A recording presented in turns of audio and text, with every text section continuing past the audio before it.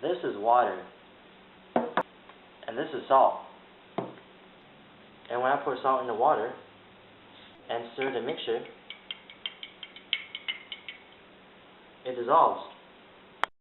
This is the United States, and this is Al-Qaeda. And when I pour Al-Qaeda in the United States, it doesn't mix.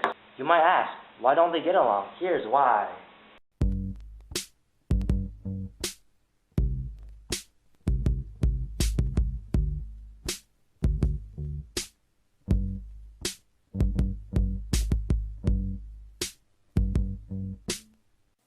It all started when the Communist People's Democratic Party of Afghanistan was formed with Soviet help after the Tsar Revolution in 1978. The Afghan government had close relations with the Soviet Union, and a friendship treaty was signed between the two. Within months, opponents of the communist government launched an uprising in eastern Afghanistan into a civil war waged by guerrilla mujahideen against government forces. Before the Soviet invasion, tensions grew between the U.S. and the pro-Soviet Afghan government. United States Ambassador to Afghanistan, Adolph Dubs, was kidnapped by 4 unknown men and held in the Hotel Kabul. Jimmy Carter pleaded the Afghan government to instigate peaceful negotiations with the kidnappers. Soviet advisors, along with Afghan security forces, instead decided to surround the hotel and storm the room, in which a firefight resulted in the death of Dubs. To this day, it is still a mystery to exactly what happened, as Afghan and Soviet officials had blocked access to the scene for American investigators. The United States was furious at the Soviets and Afghans for the handling of the situation, and responded by withdrawing aid from Afghanistan. In the spring and summer of 1979, the pro-Soviet Afghan government requested Soviet forces to provide assistance in the fight against Mujahideen rebels. Soviets initially helped, but then assassinated Afghan President Hafizullah Amin, accusing him of not being loyal to them and supporting Pakistan, which was a hotbed for training anti-Soviet Mujahideen. The Soviets are now trying to preserve their influence in Afghanistan against the Mujahideen. The U.S. responded with Operation Cyclone, a CIA program to arm and finance the Afghan Mujahideen in Pakistan against the Soviets. Similar to the Vietnam War, there was a strong nationalistic presence among Muslims. Many committed themselves to jihad, or a war against invaders, which at that time was the Soviets, and believed they could win. Meanwhile, the communist Afghan army had low morale, and the Soviets were hit hard by strong rebellions. The U.S. viewed the war as an integral Cold War struggle and continued to assist anti-Soviet forces through Pakistan. They feared the Soviet Union would have influence and access to oil in the Persian Gulf region. By assisting the Mujahideen, Islamic fundamentalist organizations were formed, like the Muslim Brotherhood and the Taliban. Another group, Al-Qaeda, was established during the Afghan War in 1988 by Osama bin Laden, Abdullah Azzam, and several other militants in Peshawar, Pakistan. Its goals were the advancement of Islamic revolutions throughout the Muslim world and repelling foreign intervention in the Middle East. Osama bin Laden was a wealthy son of a Saudi Arabian businessman and one of the most prominent members of Al-Qaeda. National Security Advisor Zbigniew Brzezinski visited Afghanistan in 1979 and met with bin Laden. He told the Mujahideen in this quote, "We know of their deep belief in God, and we are confident that their struggle will succeed. That land over there is yours. You'll go back to it one day because your fight will prevail and you'll have your homes and your mosques back again because your cause is right and God is on your side." With bin Laden's wealth, he supported Al-Qaeda's financial situations, established military training bases in Afghanistan, and expanded its influence. The first sign of resentment towards the United States occurred during the Persian Gulf War. Iraqi leader Saddam Hussein ordered the invasion and occupation of neighboring Kuwait in August of 1990. Hussein had accused Kuwait years earlier that they were siphoning crude oil located along their border and into Iraq. Worldwide, the invasion was condemned. Al-Qaeda also condemned the invasion and planned to take part in the war by sending Mujahideen troops to Saudi Arabia, but King Fahd opted instead to allow U.S. and allied forces to deploy troops in Saudi territory. This angered bin Laden, as he believed foreign troops in Saudi Arabia disrespected the sacred soil. He was banished and exiled to Sudan after speaking out against the Saudi government for harboring American troops. Due to this rift, Al-Qaeda developed a goal to drive U.S. troops out of the Middle East. The first attack by Al-Qaeda against the United States occurred at the Gold Moher Hotel in Aden, Yemen in 1992. Al-Qaeda knew that United States Marines were staying in the Gold Moher Hotel in Yemen and planted a bomb in the hotel to repel the U.S. Army in the Somalian Civil War. No Americans died because the Marines had departed before the detonation, but bin Laden called it a victory as no retaliation was instigated by the U.S. In 1998, the American embassies in Nairobi, Kenya, and Dar es Salaam, Tanzania, were bombed simultaneously. In total, 224 people were killed. Organized by Osama bin Laden and Ayman al-Zawahiri, they chose August 7, 1998, as the date in which the bombs were to be detonated because it was the 8th anniversary of the arrival of American troops in Saudi Arabia. In response, President Clinton ordered a series of missile strikes on terrorist bases in Sudan and Afghanistan. The effectiveness of the strikes were questioned as bin Laden and Zawahiri left the camps hours before the carnage.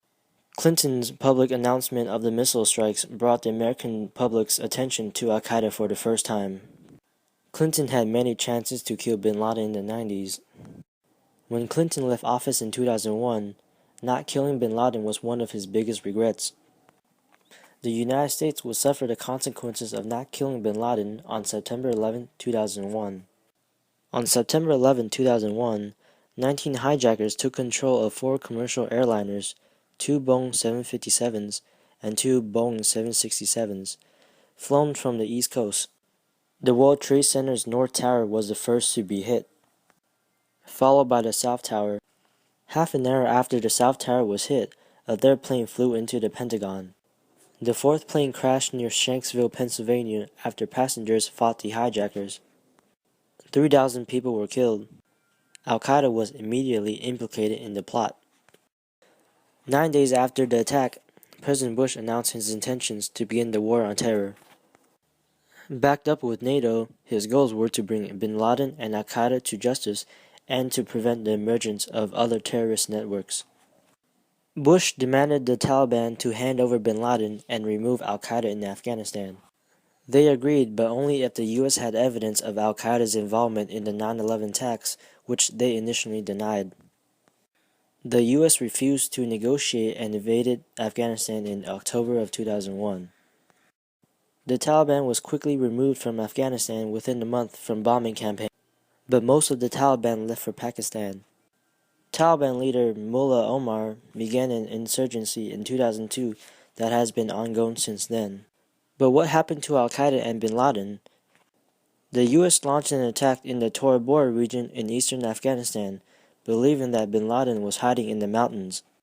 During the Battle of Tora Bora in December of 2001, Al-Qaeda forces agreed to surrender, allowing time for bin Laden and others to escape into Pakistan.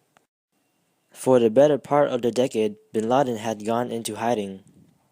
During the 2008 presidential debate, Obama stated that killing bin Laden and crushing Al-Qaeda was the biggest national security priority.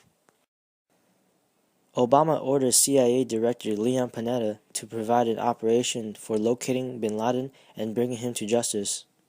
Intelligence officials learned of a courier to bin Laden by torturing Guantanamo Bay detainees. In 2009, they discovered the courier lived in a compound in Abbottabad, Pakistan. Surveillance of the unusual compound showed 18-foot-high walls, balconies with 7-foot-high walls, no telephone or internet service, and trash was burned instead of picked up. Continued surveillance revealed that another family was living in the compound.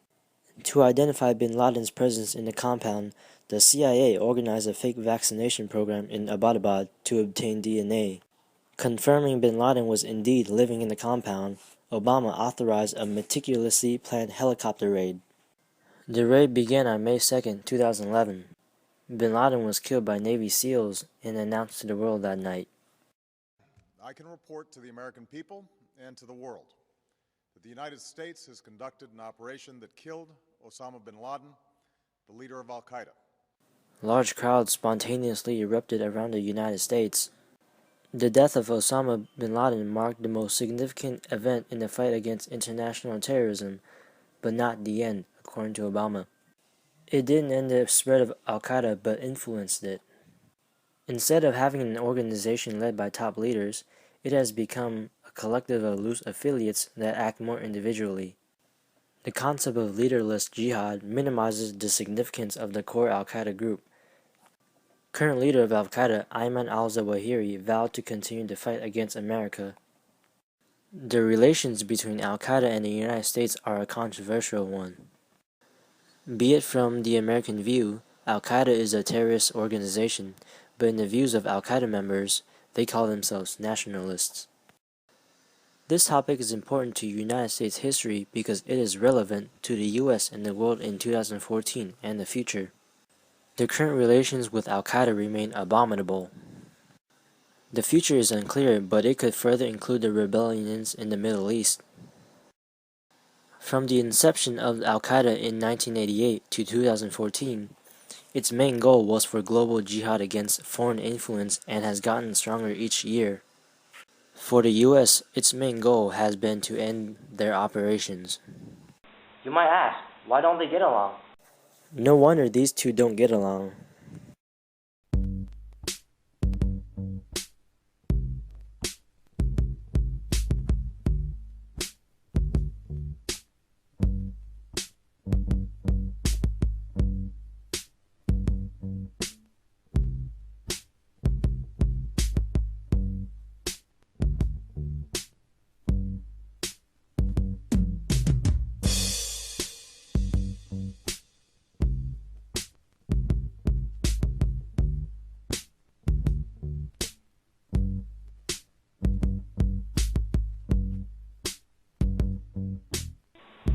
Okay, stop. And when I pour salt in the water, cut. And when I pour the salt in the water, and stir with a spoon. What the fuck are you doing here? Holy shit, man. How much salt you put in? How much salt you put in? I don't know. You don't put that much in there. It contradicts what I'm trying to do, so.